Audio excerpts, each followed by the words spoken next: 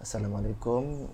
Video kali ini kita akan bercakap tentang individu yang suka bercakap banyak seolah-olah dia tahu semua perkara.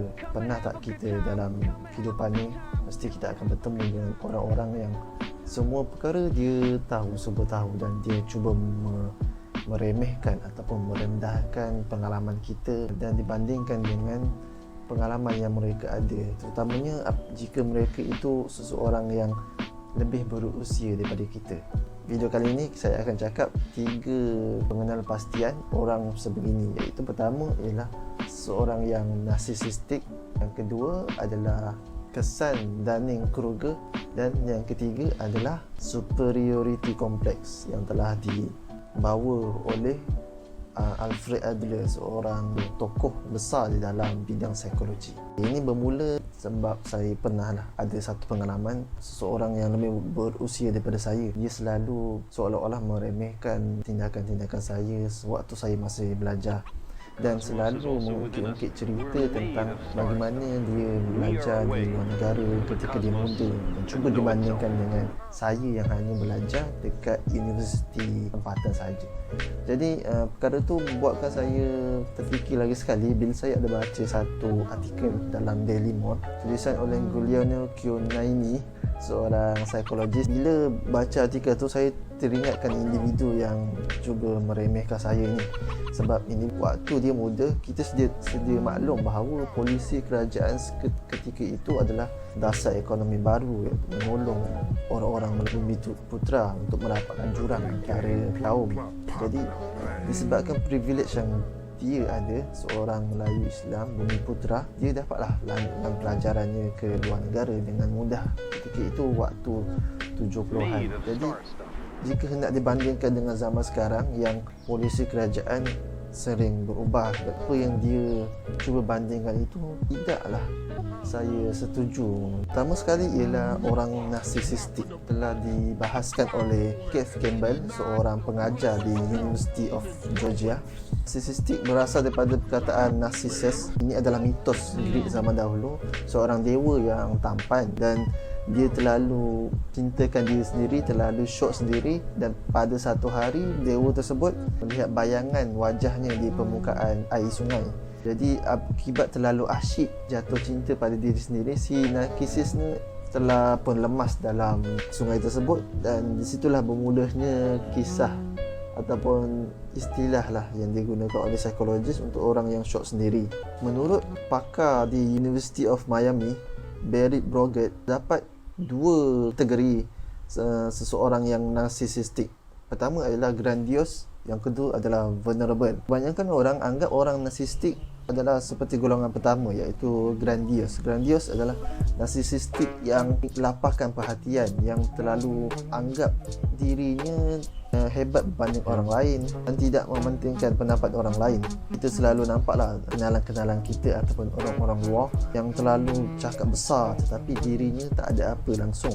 Itu adalah ciri-ciri narsisistik jenis grandiose. Manakala yang kedua pula adalah vulnerable narsisistik, adalah seorang yang lebih kepada kecenderungan watak introvert, seorang yang tidaklah bercakap terlalu besar kerana dia mempunyai personality introvert, tetapi anggap dirinya lebih baik daripada orang lain, dan dia sentiasa memerlukan reassurance, validation daripada orang lain, sebab dia anggap orang lain tak hebat daripada dia. Dia anggap diri dia lagi bagus dan hebat daripada orang lain. Selain itu, dia tidak boleh menerima sebarang kritikan, walaupun kritikan yang lembut, sebab dia terlalu sensitif pada kritikan disebabkan perangai narsistik vulnerable beliau. Ciri kedua-dua jenis narsisistik ni adalah sama, sebab dia kategori narsisistik. Pertama, dia anggap diri dia lagi hebat daripada orang lain. Yang kedua, dia tak boleh terima pendapat orang lain, tidak empati terhadap orang lain. Yang ketiga, dia anggap dia hanya boleh di-recognize, dia hanya boleh di-acknowledge, difahami oleh orang-orang yang hebat, orang elit, sebab dia anggap orang-orang lain ni macam orang biasa-biasa sahaja. Ciri utama narsisistik. sama ada grandios ataupun venerable. Dalam Islam, kita dianjurkan untuk bersifat rendah diri dan tawaduk. Kita telah diajarlah sejak dari kecil oleh ibu bapa ataupun cikgu, guru-guru kita semua kan. Sebagai contoh, kita ambil kisah Nabi Adam dan Iblis. Nabi Adam apabila baginda melakukan kesalahan, cepat-cepat memohon keampunan daripada Allah SWT. Tetapi Iblis pula, apabila Iblis melakukan kesalahan besar pula tu, dia tetap bongkak lagi, sombong, tidak mahu mengakui kesalahan diri dia sendiri. Malah dia pergi menyalahkan Nabi Adam yang dicipta oleh Allah sendiri. Daripada kisah bapa kita Nabi Adam, kita boleh ambil pengajaran bahawa jalan yang terbaik adalah memilih supaya amalkan sifat rendah diri, tawaduk, empati terhadap orang lain. Manakala Iblis yang tidak mahu langsung mengakui kesalahan diri, walaupun diri dia sendiri yang salah, dia tetap mahu menyalahkan orang lain. Okey, menurut pakar Keith Campbell, pengajar dari University of Georgia tadi, cara untuk kita merawat adalah pertama, melakukan rawatan psikoterapi.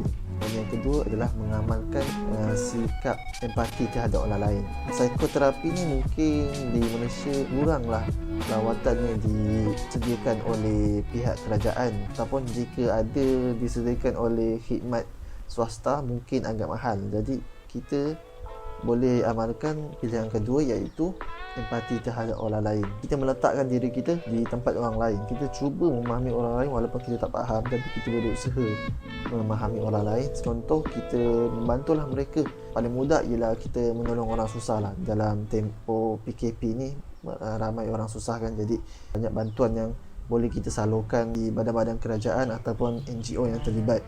Selain itu, kita boleh mengambil tahu kisah-kisah orang lain, mengapa mereka susah. Kita tak akan rasa diri kita ni terlalu bagus. Kita akan rasa, oh, ada orang lagi susah daripada aku, ada orang lagi struggle, lagi berusaha daripada aku. Jadi aku tak boleh rasa diri aku ni hebat. Itu maksud empati terhadap orang lain. Kita memasuki payahan orang lain melalui cerita-cerita mereka ataupun cerita yang disampaikan kepada kita. Dan dengan cerita tersebut, kita memberi bantuan yang sewajarnya lah kepada mereka.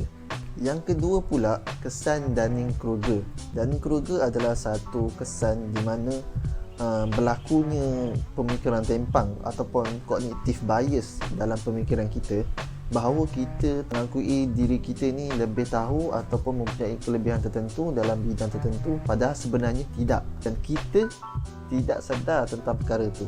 Jadi senang kata, kita short sendiri. Kita anggap diri kita lagi bagus berbanding apa markah sebenarnya yang layak terhadap diri kita. Itu adalah kajian oleh Dunning dan Kruger, Cornell University pada tahun 1999.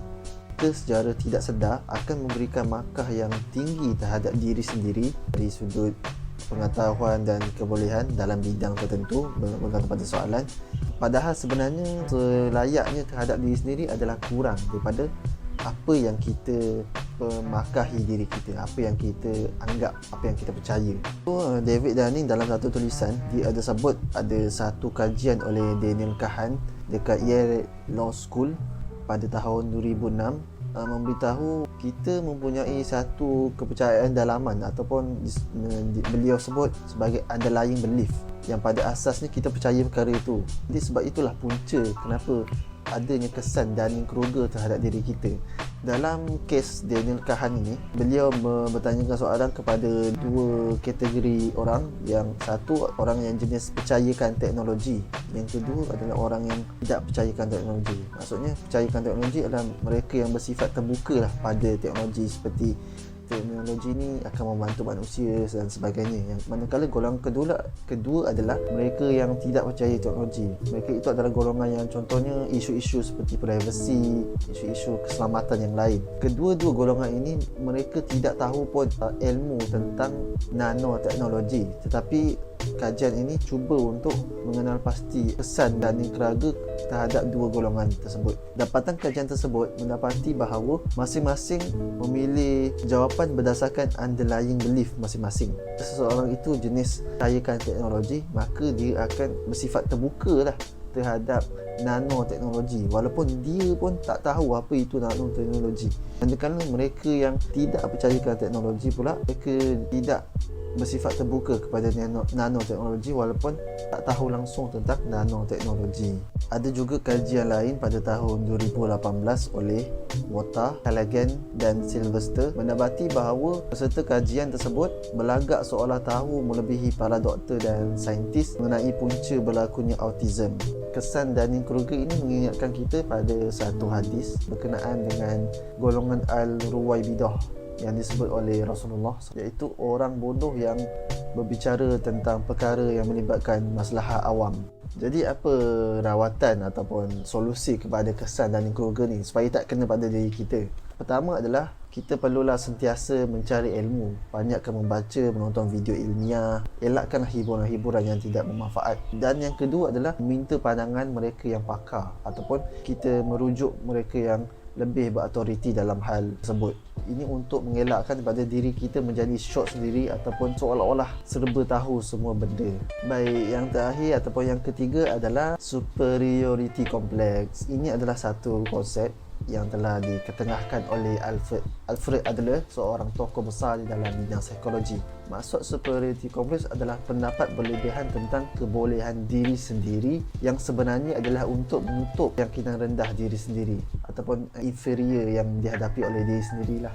Boleh rujuk definisi tersebut dalam laman web American Psychological Association. Menurut Adler, satu cabang psikologi iaitu psikologi individu memberi kesan terhadap diri kita disebabkan oleh latar belakang kisah kehidupan kita sejak daripada kita kecil. Superiority complex ini muncul apabila secara peribadinya kita mempunyai latar belakang ataupun kehidupan lalu yang agak trauma pada kita. Sebagai contoh, kita mengalami kesedihan yang melampau ataupun kita telah di-abuse ataupun kita mengalami ketakutan sepanjang kita membesar. Perkara ini telah dikaji oleh Christine Valentino pada tahun 2008. Beliau mengkaji kanak-kanak yang menghadapi trauma kecil. Jadi kanak-kanak ini didapati mempunyai simptom superiority complex lebih kepada kanak-kanak yang telah di-abuse, kanak-kanak yang telah diperlakukan tidak baiklah waktu mereka kecil. Mereka mempunyai sifat berlagak, macam marah-marah orang lain, sifat cuba memanipulasi orang lain sebab mereka mempunyai trauma pada waktu kecil. Jadi apa kesimpulan kepada tiga-tiga ciri manusia, iaitu narsisistik, kesan Dunning-Kruger dan superiority complex? Baik, pada saya kita cubalah amalkan apa yang telah diajar oleh Islam, telah diajar oleh Nabi. Sebagai contoh, Nabi pernah jumpa kumpulan orang yang cuba untuk kahwinkan anak pokok dekat Madinah, kahwinkan pokok tamar. Nabi bagi pandangan lah, bagi dia kata kalau tak buat macam ini mungkin akan lagi berhasil, lagi bermutu. Kemudian petani tersebut dia ikutlah cakap Nabi, mereka tak kahwinkan. Kemudian hasilnya tak bermutulah pokoknya. Betul, mereka pun jumpa Nabi. Nabi cakap kalau dalam urusan agama tirulah Nabi, tapi kalau dalam urusan dunia sesungguhnya Nabi itu adalah baginda adalah seorang manusia. Itu hanyalah pandangan baginda semata-mata. Daripada hadis ni boleh ambil iktibar, iaitu walaupun seorang rasul yang terima wahyu daripada Tuhan, daripada Allah, tetap tidak bersifat sombong, berlagak, tahu semua perkara. Padahal baginda adalah Nabi. Jadi kita orang biasa yang tak tahu apa-apa pun seharusnya kita lebihlah sedar diri apa yang kita tahu, apa yang kita tidak tahu, supaya kita tidak menyakiti emosi orang lain, supaya kita hidup dalam keadaan harmoni. Jadi itu saja video kali ini. Subscribe dan komenlah apa-apa yang patut pada saya. Terima kasih kerana menonton. Assalamualaikum.